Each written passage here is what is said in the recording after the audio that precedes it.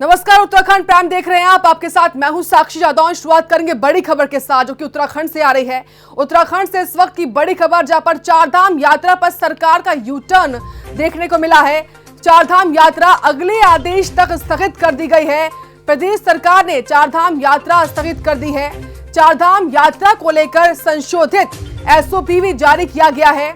1 जुलाई से प्रस्तावित चारधाम यात्रा स्थगित कर दी गई है।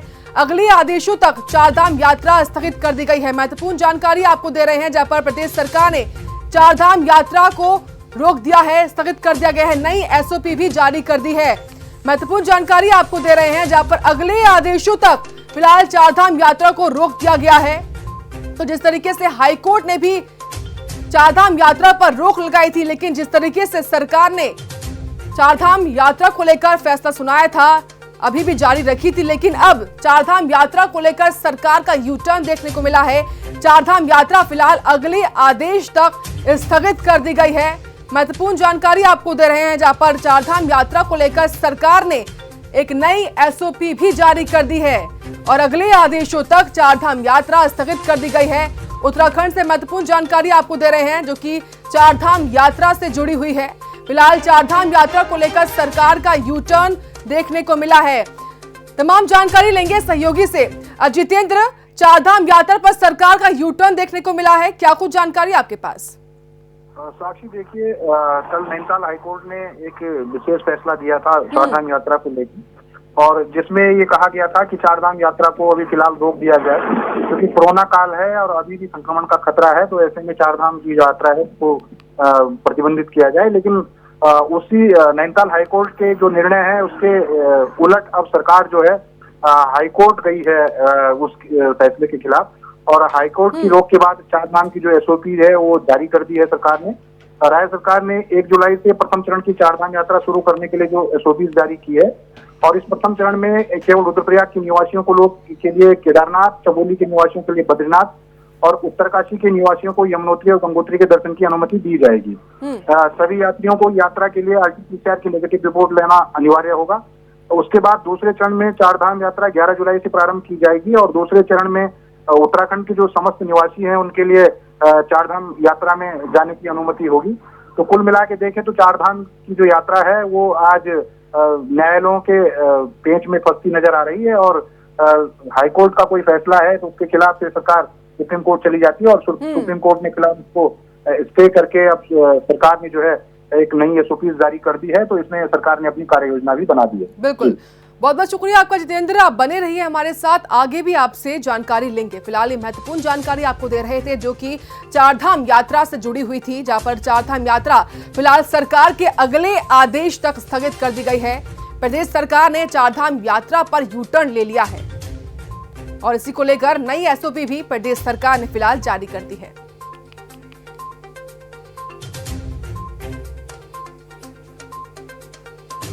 खबरों में आगे बढ़ेंगे, रुक करेंगे अगली बड़ी खबर का, जहां पर उत्तराखंड राज्य में कुछ ढील के साथ कोविड कर्फ्यू को 1 हफ्ते के लिए बढ़ा दिया गया है।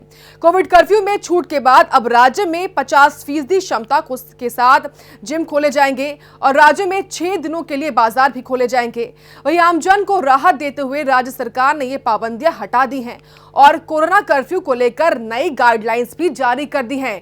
तो 1 हफ्ते के लिए एक बार फिर से प्रदेश में कोविड कर्फ्यू को बढ़ा दिया गया है, एक्सटेंड कर दिया गया है, जब से 6 दिन तक बाजार को खोला जाएगा और वहीं 50% क्षमता के साथ जिम भी खोले जाएंगे।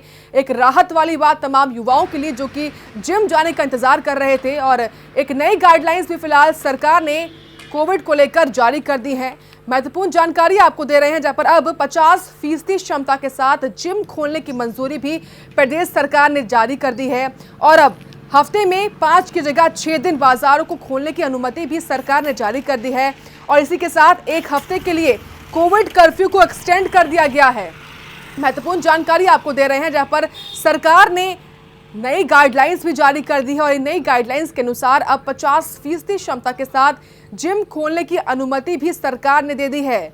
और साथ ही तमाम दुकानदारों के लिए भी अच्छी खबर है, जहां पर अब से 6 दिन बाजार खुलेंगे। 1 हफ्ते के लिए फिलहाल कोविड कर्फ्यू को प्रदेश में बढ़ा दिया गया है और इसी को लेकर नई गाइडलाइंस भी जारी कर दी हैं। और इसी के साथ आमजन को भी राहत देते हुए राज्य सरकार ने ये पाबंदियां फिलहाल हटा दी हैं और अब राज्य में 6 दिनों के लिए बाजार खोले जाएंगे और 50% क्षमता के साथ जिम भी खोले जाएंगे। फिलहाल कोविड कर्फ्यू में छूट के बाद ये तमाम राहत जो है प्रदेश सरकार ने दी है। तमाम जानकारी लेंगे सहयोगी से। जितेंद्र, अब प्रदेश सरकार ने एक हफ्ते के लिए और कोविड कर्फ्यू को एक्सटेंड कर दिया है, क्या कुछ नई गाइडलाइंस में कहा गया है? अब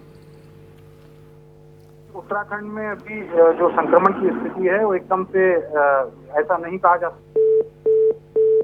जी।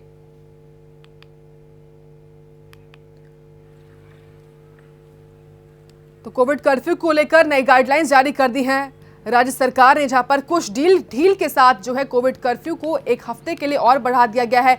ढील क्या कुछ दी गई है वो हम आपको बता रहे हैं, जहां पर 50% क्षमता के साथ सरकार ने जिम खोलने की अनुमति भी दे दी है और अब राज्य में 6 दिनों के लिए बाजार भी खोले जाएंगे, ये भी अनुमति सरकार ने दे दी है। लेकिन इस सबके बीच सावधानी आप सभी को अपने हाथों में रखनी होगी और खुद अपना ध्यान रखना होगा कि सरकार भले ही तमाम छूटें दे रही है, ढील दे रही है, लेकिन इन सबके बीच सावधानी भी जरूर बरतें आप सभी लोग। फिलहाल प्रदेश में एक हफ्ते के लिए कोविड कर्फ्यू को एक्सटेंड कर दिया गया है और इसी को लेकर नई गाइडलाइंस भी सरकार ने जारी कर दी हैं। तो जिस तरीके से पाबंदियां फिलहाल हटा दी हैं, लेकिन अभी भी एक हफ्ते के लिए कोरोना कर्फ्यू अब सरकार ने जारी कर दिया है। एक हफ्ते के लिए कर्फ्यू को बढ़ा दिया गया है और इसी को लेकर नई गाइडलाइंस भी सरकार ने जारी कर दी हैं। महत्वपूर्ण जानकारी दे रहे हैं आपको, जो कि खुद आपकी जिंदगी से जुड़ी हुई है, आम जन से जुड़ी हुई है, जहां पर अब से 6 दिन के लिए बाजार भी खोले जाएंगे। दुकानदारों के लिए राहत वाली जानकारी। इसी के साथ तमाम युवा जो जिम जाने का इंतजार कर रहे थे, आपको बता दें अब 50% क्षमता के साथ जिम खोलने की अनुमति भी सरकार ने दे दी है। ये बड़ी और महत्वपूर्ण जानकारी आपको दे रहे थे, जो कि खुद आपकी जिंदगी में प्रभाव डाल रही है। जिस तरीके से तमाम लोग इंतजार कर रहे हैं कि सरकार कब पाबंदियां देगी, लेकिन फिलहाल सरकार ने पाबंदियां तो दे दी हैं, लेकिन इन सब के बीच एक हफ्ते के लिए कोविड कर्फ्यू को और एक्सटेंड कर दिया गया है।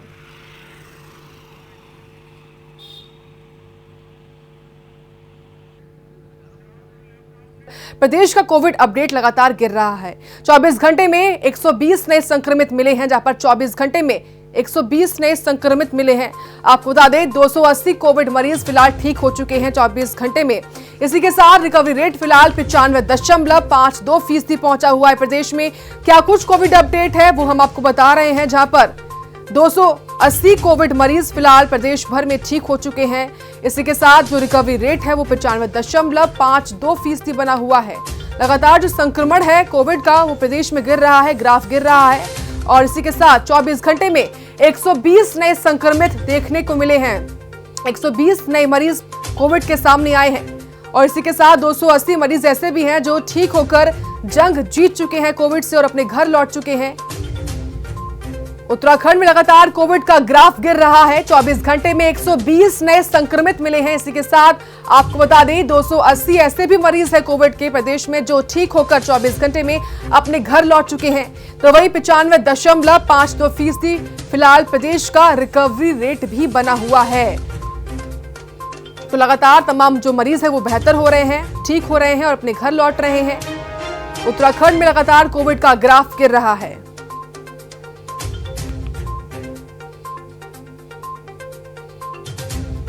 तो 280 कोविड मरीज फिलहाल ठीक हो चुके हैं प्रदेश भर में।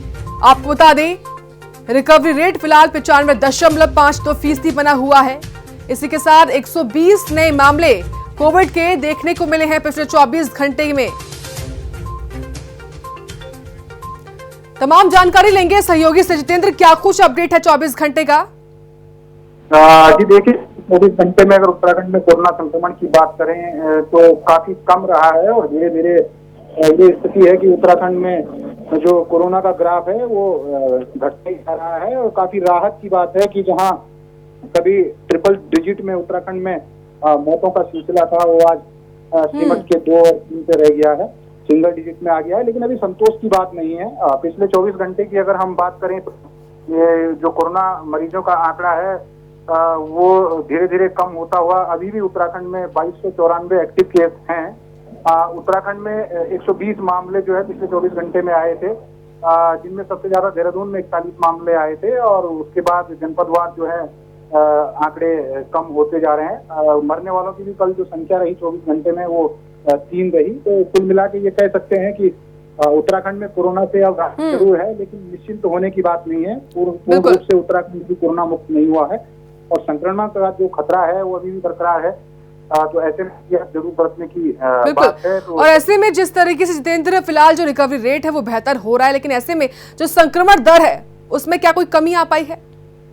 जाहिर सी बात है कि रिकवरी रेट में अगर कमी हो रही है और उत्तराखंड में अगर आंकड़े कम आ रहे हैं तो संक्रमण की स्थिति कम है और कम जो है संक्रमण की दर है वो काफी कम हो, लेकिन एकदम सामान्य स्थिति नहीं है जिसे हम कह सकें कि उत्तराखंड में सब कुछ ठीक ठाक हो गया है। संक्रमण का खतरा अभी भी बरकरार है और ये तो ऐसा संक्रमण है कि जो कुछ घंटों में ही अपने कई 100 आंकड़े पार कर देता है। तो अभी फिलहाल जो खतरा है वो बना हुआ है, एहतियात जरूर बरतने की। बहुत बहुत शुक्रिया आपका तमाम जानकारी हमको देने के लिए।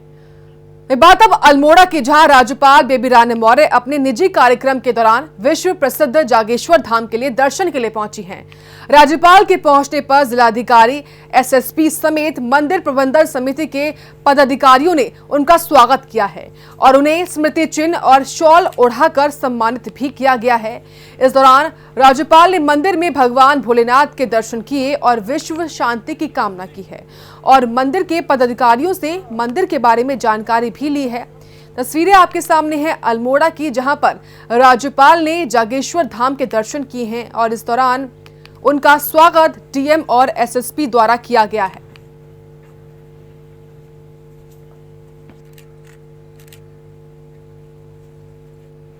बात अब अल्मोड़ा की ही, जहां पर सल्ट विधायक महेश जीना ने विधानसभा क्षेत्र के गांव का दौरा किया है। महेश जीना ने जनता की समस्याएं सुनी हैं और इनके निस्तारण करवाने का आश्वासन भी दिया है। जीना कल झीपा, तिमिलटोना, रोटापानी, परथौला, अफो आदि गांव में पहुंचे हैं और सभी ग्रामवासियों की समस्याओं को भी सुना है, जिनमें पेंशन, राशन कार्ड, बिजली, पानी प्रमुख समस्याएं थी। कैंप में पार्टी के क्षेत्रीय पदाधिकारी और ब्लॉक स्तरीय कर्मचारियों से बात कर तत्काल ही आम जन की समस्याओं के निस्तारण के आदेश भी दिए। वहीं कई समस्याओं का मौके पर ही निवारण किया गया है। तो विधायक जीना ने गांव का दौरा किया है और वहां पहुंचने के बाद आम जनमानस की समस्याएं सुनी और उन समस्याओं का निस्तारण करने के निर्देश भी दिए।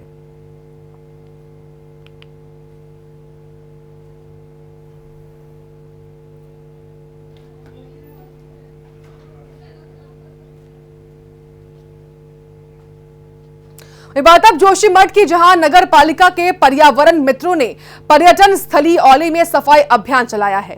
नगर पालिका परिषद जोशीमठ ने यात्रा काल के शुरू होने से पहले और जोशीमठ में पर्यटकों के आवागमन को देखते हुए नगर में साफ सफाई का जायजा लिया और पर्यटन स्थली औली में क्लिप टॉप होटल, कृत्रिम झील, GMVN रिजॉर्ट के आसपास चेयर लिफ्ट के क्षेत्रों में पालिका के पर्यावरण मित्रों ने सघन सफाई अभियान चलाया और औली से कई ब्लैक प्लास्टिक कूड़ा और अन्य अजैविक कूड़ा हटाकर और औली को प्लास्टिक कूड़ा मुक्त भी किया है।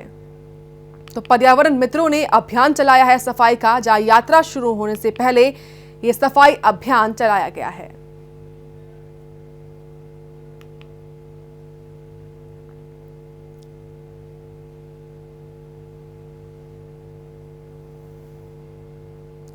जोशीमठ की तस्वीरें आपके सामने हैं, जहां पर नगर पालिका परिषद ने जायजा लिया है और वहां पहुंचने के बाद सफाई अभियान चलाया गया है। तो यात्रा शुरू होने से पहले सफाई अभियान चलाया गया है। वहीं टिहरी में ऋषिकेश गंगोत्री हाईवे पर ऑल वेदर परियोजना के तहत खाड़ी में निर्मित पुल के केंद्रीय रक्षा मंत्री राजनाथ सिंह ने वर्चुअली उद्घाटन किया है। इस दौरान परियोजना से प्रभावित काश्तकारों का गुस्सा फूट पड़ा। उन्होंने बीआरओ पर परियोजना निर्माण से उत्पन्न समस्याओं की अनदेखी करने का आरोप लगाया है। उद्घाटन के वक्त ही तहसील प्रशासन और बीआरओ के अधिकारियों ने निरीक्षण कर उचित कार्रवाई का भरोसा दिया, जिसके बाद ग्रामीण शांत हुए और पुल का शुभारंभ भी किया गया है। तो रक्षा मंत्री ने वर्चुअली इसका उद्घाटन किया है। इसकी तस्वीरें हम आपको दिखा रहे हैं।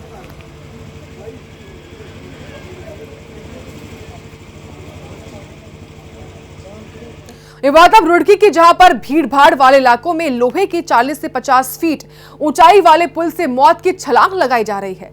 पूरा मामला रुड़की की गंग नहर का है, जहां युवक पुल से छलांग लगाते हुए देखा गया और पूरे मामले पर पुलिस प्रशासन चुप्पी साधे हुए है। गंग नहर में डूबने से पहले भी कई मौतें हो चुकी हैं, लेकिन मौत का ये खेल लगातार जारी है। तो मौत की छलांग का खौफनाक खेल लगातार जारी है, जहां पर 40 से 50 फीट से युवक लगातार छलांग लगा रहे हैं, लेकिन मूक दर्शक फिलहाल पुलिस प्रशासन बना हुआ है। होनहार बालक हमारे भविष्य।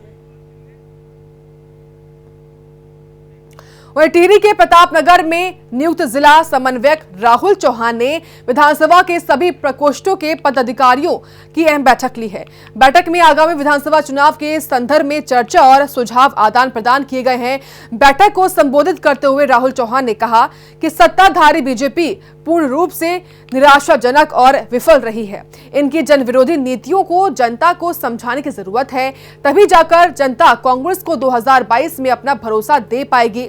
साथ ही उन्होंने पूर्व विधायक विक्रम सिंह नेगी द्वारा कोविड महामारी में जनता की सेवा और विकास कार्यों की तारीफ भी की। बैठक में कई अन्य दलों के कार्यकर्ताओं ने कांग्रेस पर भरोसा जताते हुए मेंबरशिप भी ली है। बैठक के दौरान ही जिला कांग्रेस अध्यक्ष द्वारा श्री रमेश बगियाल जी को जिला महामंत्री नियुक्त भी किया गया है।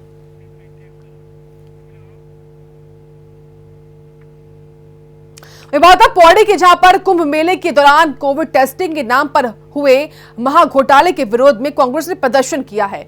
जिला मुख्यालय पौड़ी में विरोध प्रदर्शन के साथ बीजेपी सरकार का पुतला दहन किया गया और घोटाले की उच्च स्तरीय जांच की मांग भी कांग्रेस कार्यकर्ताओं ने उठाई है, जहां पर राज्य सरकार का पुतला दहन किया गया है। राज्य सरकार मुर्दाबाद। आज हमने कांग्रेस कमेटी पौड़ी के द्वारा ये जो आयोजन किया पुतला दहन का प्रदेश सरकार का, ये इस संबंध में था कि हरिद्वार महाकुंभ में जो कोविड टेस्टिंग के मामले में जो महाघोटाला हुआ है, तो उसके लिए हमने सरकार को चेताने के लिए ये पुतला दहन का कार्यक्रम किया कि इसकी एक जांच होनी चाहिए, उच्च स्तरीय जांच होनी चाहिए, क्योंकि यह ऐसी निकम्मी सरकार कि देश के अंदर, पूरे देश के अंदर, पूरे विश्व के अंदर ये कोरोना जैसी महामारी में भी और इस प्रकार के कोविड टेस्टिंग के मामले में भी इतनी बड़ी भ्रष्टाचारी, जो कि कम से कम इस मामले में तो भ्रष्टाचारी नहीं होनी चाहिए थी, लेकिन इस मामले में भी इन्होंने भ्रष्टाचार में पूरे देश को और पूरे देश की जनता को नहीं छोड़ा है। तो इसके लिए हम चाहते हैं कि इसमें उचित कार्रवाई हो और इसकी शुद्ध जाँच हो और दोषियों को सजा मिले।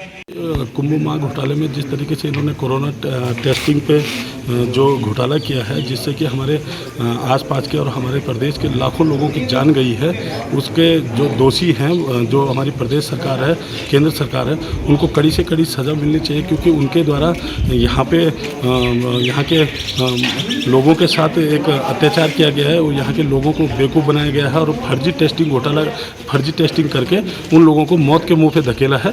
तो इसलिए ये जो इस तरीके से सरकार जो धर्म के नाम पे इस तरीके से हमारे जो प्रदेश के जो आस्थावान लोग थे, जो कि महाकुंभ में स्नान करने गए थे और उनके साथ प्रदेश सरकार ने इस तरीके का अत्याचार किया है, उनको कड़ी से कड़ी सजा मिलनी चाहिए।